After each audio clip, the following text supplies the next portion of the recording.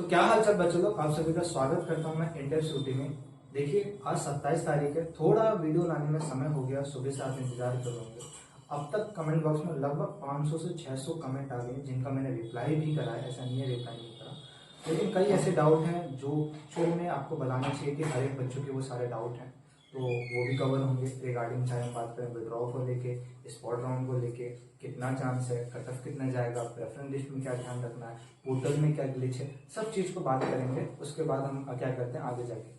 तो दिल्ली विश्वविद्यालय का एडमिशन प्रोसेस अब अंतिम चरण पे आ चुका है। आप जैसे को मालूम होगा कि स्पॉट राउंड आ चुका है और स्पॉट राउंड के बाद मोस्ट प्रोबेबली चांस है कि भाई स्पॉट राउंड 2 आएगा। नहीं, उम्मीद उतनी तो नहीं है, लेकिन दिल्ली यूनिवर्सिटी ला सकते हैं, लेकिन चांस नहीं है क्योंकि दिल्ली यूनिवर्सिटी का एडमिशन प्रोसेस बहुत ज्यादा डिले हो चुका है। अब वो आगे डिले नहीं करना चाहिए। तो भैया अगर स्पॉट राउंड में सीटें नहीं भरती तो क्या आगे जाके कोई राउंड आ सकता है? उम्मीद ये है कि अगर आगे जाके स्पॉट जो राउंड आएगा वो फिर मॉकअप राउंड आएगा, जिसका एडमिशन दिल्ली विश्वविद्यालय अपने सीयूटी के मार्क्स पे नहीं, क्लास 12 के मार्क्स पे बेसिस पे करने की कोशिश करेगा। बिकॉज सीयूटी के मार्क्स पे अब तक एडमिशन फिल नहीं हो रही, इसीलिए दिल्ली यूनिवर्सिटी के पास ये फ्लेक्सिबिलिटी है कि अपने एडमिशन को भरने के लिए, अपने सीटों को भरने के लिए वो सीयूटी और क्या नाम है क्लास 12 के मार्क्स के बेसिस पे भी एडमिशन दे सकता है। तो पहला डाउट तो ये है कि क्या भैया आगे स्पॉट राउंड 2 आएगा? उतना चांस नहीं है, ठीक है, क्योंकि समय ज्यादा है। अभी अगस्त खत्म होने वाला है, स्पॉट राउंड का रिजल्ट आते आते पूरा अगस्त खत्म हो जाएगा। अगर स्पॉट राउंड 2 भी लेके आते तो उसमें भी 1 हफ्ता लगेगा, फिर आगे मॉकअप राउंड ले जाते, तो अब उतना चांस नहीं है। उसके अलावा भैया कुछ कॉमन डाउट्स है रिगार्डिंग, सबसे पहले तो हम बात कर लेते हैं आज के लिए क्या इंपॉर्टेंट। देखो, जिन भी बच्चों ने स्पॉट राउंड में रजिस्टर करा है, ठीक है, उनके लिए वेकेंट सीट की लिस्ट कल ही आ गई थी। 5 बजे नहीं आई थी, 5:40 पे आई थी। मैंने सबसे पहले वहां पे अपडेट दी थे लगभग 5:44-45 तक, ठीक है। तो आई होप अब तक आपने वो वेकेंट सीट की लिस्ट देख ली और उसमें अच्छा खासा सीटों का आंकड़ा है। उतना ही सीटों का आंकड़ा है जितना मैं आपको बता के चला था कि लगभग 3,500 से लेकर आपको 4,000 4,500 तक सीटें देखने को मिलेगी। और लाजमी है कि उतनी ही सीटें प्रेफरेंस लिस्ट में आपकी टोटल है, तो अच्छा खासा चांस है एडमिशन होने का। यहाँ तक कि अच्छे कॉलेजेस में भी सीटें बची है, अभी भी नॉर्थ कैंपस में सीटें बची है, अच्छे कॉलेजेस में कोर्सेज में भी सीटें बची है, बीकॉम में सीटें बची है, पॉलिटिकल साइंस में सीटें बची है, बीए प्रोग्राम में हिस्ट्री प्लस पॉलिटी का जो कॉम्बिनेशन है उसमें भी सीटें बची है, और साइंस के कोर्सेज में आधा सीटें बची है। तो यानी एडमिशन का चांस बहुत ज्यादा बढ़ चुका है। अगर जिन बच्चों को अभी तक दिल्ली विश्वविद्यालय में एडमिशन नहीं मिला है और वो एक तक लगा के बैठे कि काश कल स्पॉट राउंड के बाद मेरे को दिल्ली यूनिवर्सिटी में आखिरकार एक एडमिशन मिल जाए, एक सीट मिल जाए, तो आपके पास अच्छा खासा चांस है। अब आपके लिए इंपॉर्टेंट चीज क्या है? इंपॉर्टेंट चीज है प्रेफरेंस लिस्ट को बनाना। प्रेफरेंस लिस्ट की बात करेंगे तो प्रेफरेंस लिस्ट बनाना बहुत इंपॉर्टेंट है अगर आपको स्पॉट राउंड में एडमिशन चाहिए। प्रेफरेंस लिस्ट के रिगार्डिंग कुछ डाउट आए थे कि भैया पोर्टल पे कोर्स शो नहीं हो रहा, पोर्टल पे कॉलेज शो नहीं आ रहा, तो पोर्टल का ग्लिच था। मैंने रात को ही अपडेट किया था कमेंट बॉक्स में बहुत बच्चों को कि पोर्टल अभी ग्लिच है, अभी कुछ मत करो, अब तक वो ठीक हो चुका है। मैं दिल्ली विश्वविद्यालय से कंफर्म करके आया था, अब तक ये सारी चीजें ठीक हो चुकी है। अब आपके पोर्टल पर हर वो चीज कोर्स एंड कॉलेजेस दिखा रहे जिसमें आप अवेलेबल।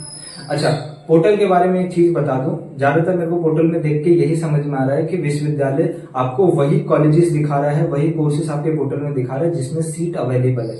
यानी आपका एक ये काम आसान हो गया कि भैया क्या मेरे को वेकेंट सीट की लिस्ट देखनी पड़ेगी, क्या मेरे को जीरो वाली सीट देखनी पड़ेगी? नहीं, क्योंकि विश्वविद्यालय ने आपका काम आसान कर दिया। पोर्टल पे बस उन्हीं कॉलेजेस में सीट दिखा रहा है, और क्या नाम है, वही प्रेफरेंस लिस्ट आपको दिखा रहा है भरने के लिए जिसमें सीट अवेलेबल है, ठीक है। उसके अलावा भैया अब डाउट आ रहा है भैया प्रेफरेंस लिस्ट को लेकर। कई लोग, मैं कब से कितने दिनों से कह रहा हूँ कि कई लोगों के भरोसे आप बैठो कि भैया सब आके वैकेंसी प्रेफरेंस लिस्ट बना देंगे, इतना अमाउंट चार्ज कर लेंगे, इतना अमाउंट दे दीजिए, हम कंफर्म स्पॉट राउंड में एडमिशन करा देंगे। इससे कोई गारंटी नहीं है। मैं स्टार्टिंग से बोल के चल रहा था आपको कि वो आपकी प्रेफरेंस लिस्ट को बनाने में 1 से 2 घंटा लगाएंगे, ज्यादा से ज्यादा मैक्सिमम, इससे कोई फर्क नहीं पड़ेगा। मैंने बोला था कि आप अपनी प्रेफरेंस लिस्ट को बनाने में लगभग 48 घंटा लगा सकते हैं, क्योंकि आपके पास चांस है, जिसमें से एक 24 घंटा खत्म हो गया क्योंकि 27 तारीख तो 26 तारीख शाम के 5 बज गए और कल अभी आपके पास 24 घंटा बचा है। तो अगर अभी आप तक प्रेफरेंस लिस्ट नहीं बनाई है, बना भी लिए, सबमिट नहीं करिए, तो सबसे इंपॉर्टेंट चीज है कि भैया अभी भी बच्चों के मन में कंफ्यूजन है, कौन सा कॉलेज नॉर्थ का है, कौन सा कॉलेज साउथ का है, क्या शामलाल नॉर्थ कैंपस का कॉलेज है, क्या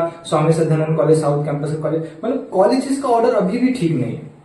ऐसे तो ये गलतियां नहीं होनी चाहिए, क्योंकि आपको अब तक दिल्ली विश्वविद्यालय के बारे में इतनी तो जानकारी हो गई होगी कौन सा कॉलेज कहाँ पे आना चाहिए। तो मैं आपको नॉर्थ से लेके साउथ और ऑफ सारे कॉलेजेस की एक क्या नाम है लिस्ट लाके, वीडियो लाके दे देता हूँ 2-3 मिनट का, वहां से उसी लिस्ट को फॉलो करना।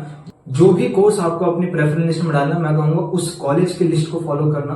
कोई ये कहेगा कि ये कॉलेज साउथ का है, ये कॉलेज ऑफ का है, तो मैं उसका कमेंट में रिप्लाई नहीं दे सकता। बस आप इतना जान लीजिए कि जो प्रेफरेंस लिस्ट कॉलेजेस की मैं दे रहा हूँ वो सोच समझ के दे रहा हूँ, ठीक है।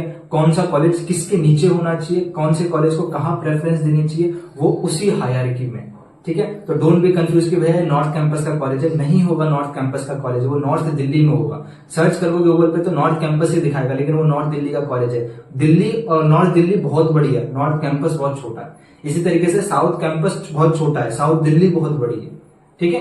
तो मैं उसी हिसाब से आपको बताऊंगा कि कौन सा कॉलेज किसके नीचे आना चाहिए, तो उसको जाके जरूर देखना। वीडियो अभी मैं रात के 9 बजे तक लगभग अपलोड कर दूंगा।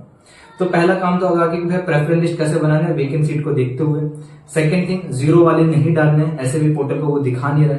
थर्ड थिंग, कॉलेजेस की रैंकिंग कैसी होनी चाहिए वो मैं आपको लाके दे दूंगा। 9 बजे तक आप कॉलेजेस की रैंकिंग आराम से रात भर डाल दीजिएगा, और थोड़ी बहुत मेहनत करना रह गया आपको। उसके अलावा भैया क्या नाम है, अगर आपने प्रेफरेंस लिस्ट सबमिट कर दी, ठीक है, तो दोबारा चेंज नहीं कर सकते। ये भी एक कॉमन डाउट है, भैया सबमिट कर दिया दोबारा चेंज नहीं, एक बार सबमिट हो गया तो हो गया, चेंज नहीं कर सकते। उसके अलावा अगर हम बात करेंगे कि भैया मेरे को कितनी प्रेफरेंस डालनी चाहिए, मैं कहूंगा जितनी ज्यादा हो सके डालो, जितनी भी ज्यादा हो सके, ठीक है। बायो के कोर्सेज में कट ऑफ हाई चल रहा है, आप बायो के कोर्सेज डालो। अगर आपको एडमिशन बायो में ही चाहिए तो सारे के सारे कोर्सेज डालो, सारे के सारे कॉलेजेस डालो। अगर एडमिशन ही चाहिए, कोर्स कोई सा भी चलेगा, तो जहां बायो खत्म होता है उसके नीचे बीए प्रोग्राम डालो, ठीक है। लेकिन प्रेफरेंस को जितना हो सके बड़ा करो। प्लस थिंग यही है कि प्रेफरेंस बनाते समय एक चीज ध्यान रखना है कि जितनी बड़ी हो सके प्रेफरेंस बनाओ, और उतनी ही बड़ी बनाओ जो कोर्स आप ले सकते हो। ऐसा नहीं है कि ऐसे कोर्सेज डाल दिए जो आप लेना ही नहीं चाहते। मान लीजिए आपको मिल भी जाएगा लेकिन आप एडमिशन नहीं लेंगे। पहले तो ये सवाल अपने आप से पूछना चाहिए कि मेरे को एक सीट चाहिए कि नहीं चाहिए, या मेरे को कोर्स चाहिए।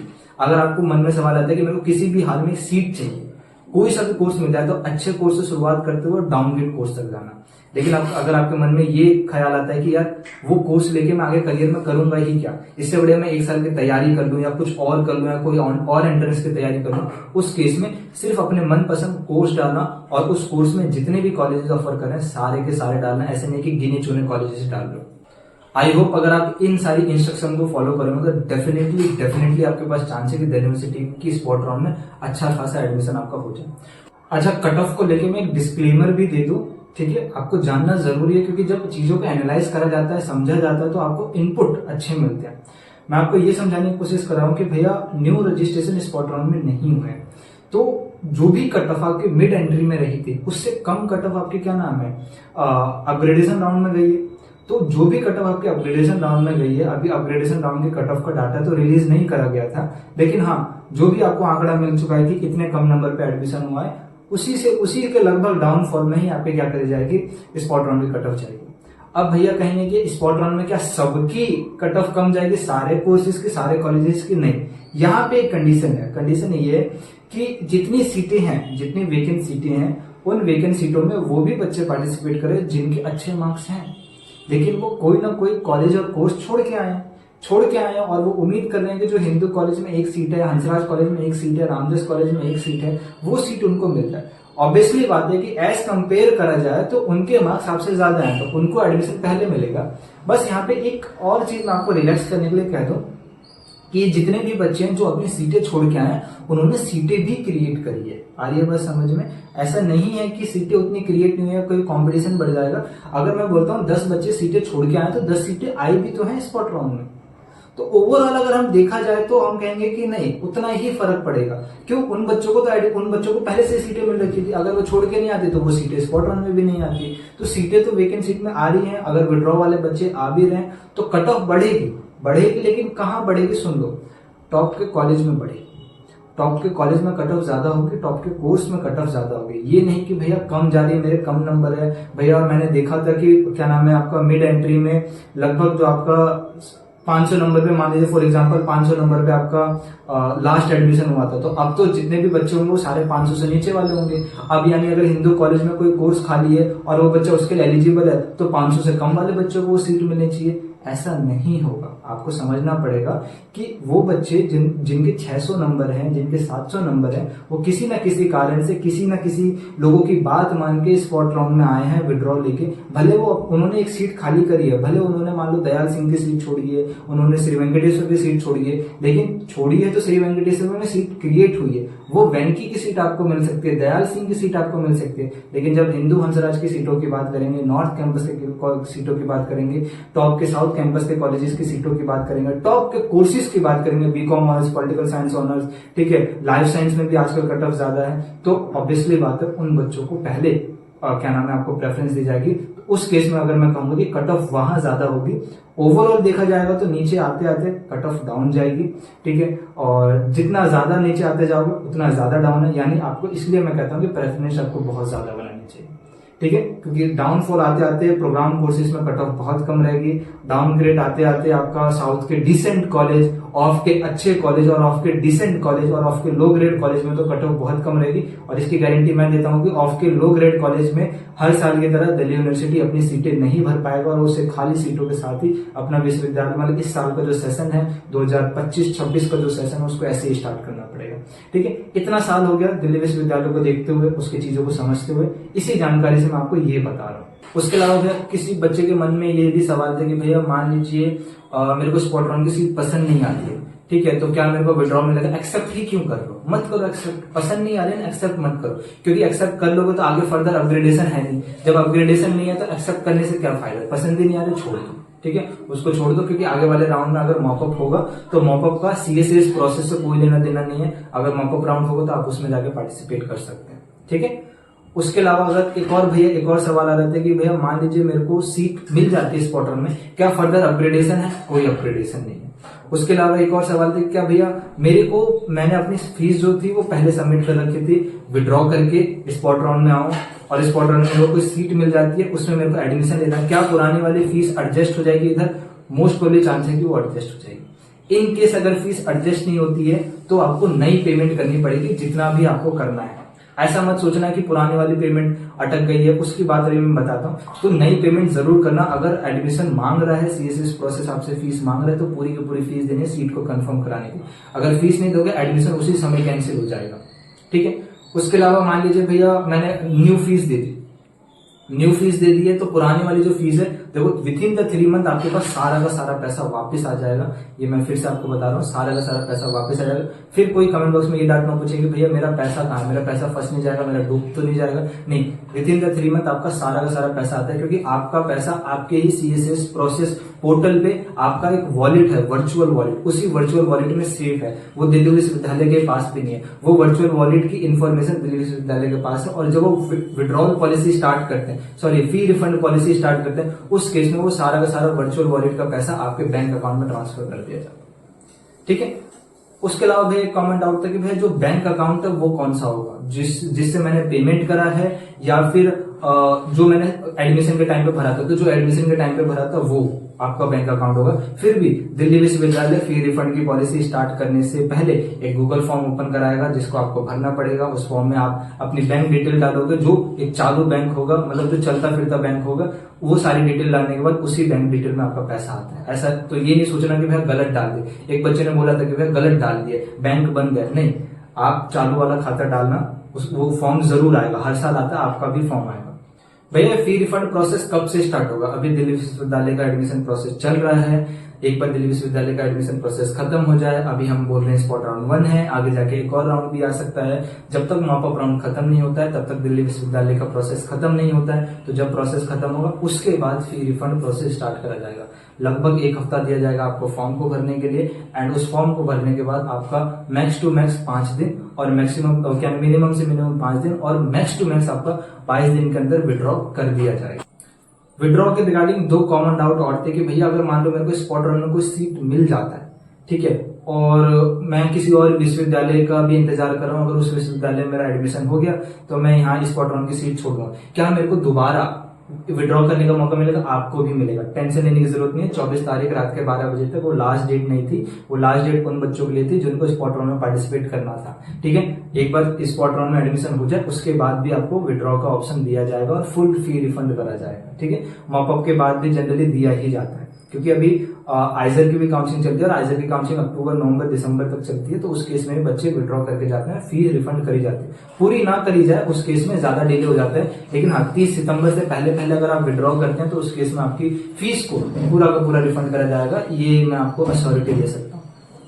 उसके अलावा भैया कुछ बच्चे हैं जिन्होंने विड्रॉ नहीं लिया, तो अभी विड्रॉ की बात करें। देखो आपको मालूम होना चाहिए, आप अवेयर क्यों नहीं रहता, आप इस टाइम से कनेक्टेड रहोगे तो आपको सारी इन्फॉर्मेशन पता चलेगी कि 24 तारीख शाम के 12 बजे तक ही लास्ट डेट थी विड्रॉ करने की, अब नहीं है।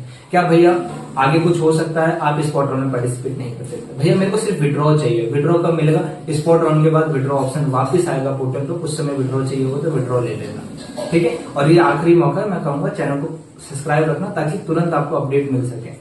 कुछ ही चैनल है जो दिल्ली विश्वविद्यालय और बनारस हिंदू यूनिवर्सिटी के बारे में ऑफिशियल जानकारी, इनसाइड अपडेट आपको देते हैं, उनमें से ये चैनल आप कंसिडर कर सकते हैं। तो ये वो सारे कॉमन डाउट थे जो अब तक आप पूछना चाहते थे, और यही कॉमन डाउट से मेरी कमेंट भर रखी है। मैंने फी रिफंड के बारे में बता दिया, मैंने विड्रॉ के बारे में बता दिया, मैंने फी को एडजस्ट करने के बारे में बता दिया। उसके अलावा फी कब तक आपको मिलेगी सब कुछ बता चुका हूँ। स्पॉट राउंड में आपको किन किन बातों का ध्यान रखनी है, प्रेफरेंस लिस्ट कैसे बनानी चाहिए, कॉलेजेस की लिस्ट आपको फ्री में चाहिए, वो भी मैं लाके आपको 9 बजे तक दे दूंगा। और कोई भी डाउट होगा कमेंट बॉक्स ओपन है, कमेंट करना। आपको जैसे कि मालूम अगर आप पहले चैनल से करोगे, इस चैनल पे आपको कमेंट का सारी की सारी कमेंट का रिप्लाई दिया जाता है, और विद इन 6 आवर 12 आवर अगर मिल जाएगा। अगर आप अभी करते हैं तो रात भर में कमेंट मिल जाएगा, ठीक है। बाकी कोई ऐसा डाउट है जो चाहते हैं कि आप दिल्ली यूनिवर्सिटी से कंफर्म कराएं या BHU से कंफर्म कराएं तो मेरे को बता सकते हैं, ठीक है। मैं कोशिश करूंगा यूनिवर्सिटी लेवल की चीजों को कंफर्म करूँ और फिर आपको वो सारे के सारे अपडेट। बाकी चैनल को सब्सक्राइब रखो DU BHU लेटेस्ट अपडेट और इनसाइड नॉलेज के लिए, ठीक है, जो आसानी से आपको कहीं नहीं मिलेगी। उसके अलावा वीडियो अच्छा लगा तो लाइक करना और अपने दोस्तों को शेयर कर दो जहां पे आपको भी लगता है कि सेम कंफ्यूजन है, ठीक है। उसके अलावा अगर कॉलेज के first year, second year, third year में आप जाओगे तो आपके पास बहुत सारे सवाल होंगे, करियर गाइडेंस भी चाहिए होगा, आगे इंटर्नशिप करना है, प्लेसमेंट करना है, स्कॉलरशिप चाहिए, UPSC करना है, SSC करना है, आगे जाके आपको कैट करना है, आगे हायर ग्रेजुएशन के लिए जाना है, प्रोफेसर के लिए जाना है, मतलब आगे जाके आपकी बहुत सारी चीजें आपको जाननी जरूरी है। वो सारी की सारी इन्फॉर्मेशन आने वाले समय में आपको इसी चैनल पे मिलेगी, ठीक है। ये प्रॉपर कॉलेज वाले स्टूडेंट्स के लिए ही चैनल है, जिसमें आपको कॉलेज में एडमिशन के एंट्रेंस एग्जाम से लेके कॉलेज में एडमिशन पार होने तक, ठीक है, सब तक एडमिशन खत्म होने तक, जब तक आपको हेल्प होगी। तो चैनल को सब्सक्राइब रखना, बेल आइकन को हिट रखना, और ताकि आपको लेटेस्ट अपडेट या कोई भी जानकारी डालू तुरंत आपको इन्फॉर्मेशन मिले। बाकी कभी कॉलेज के first year, second year, third year कोई डाउट आ रहा है, भैया कहाँ पूछे, मान लीजिए किसी प्रोफेसर से पूछा, क्लियर नहीं हुआ, जानकारी नहीं हो, तो कभी ना कभी ऐसे लगे कहीं फंस रहे हो तो इंस्टाग्राम पर लिंक देता हूँ, इंस्टाग्राम पे फॉलो करके रखो, ठीक है। आज पूछो, 2 साल बाद पूछो, जरूर आपको रिप्लाई मिल जाएगा, ठीक है। और कमेंट बॉक्स ओपन है, बाकी अभी एडमिशन प्रोसेस से रिलेटेड जो भी डाउट है कमेंट बॉक्स ओपन है, कमेंट करें।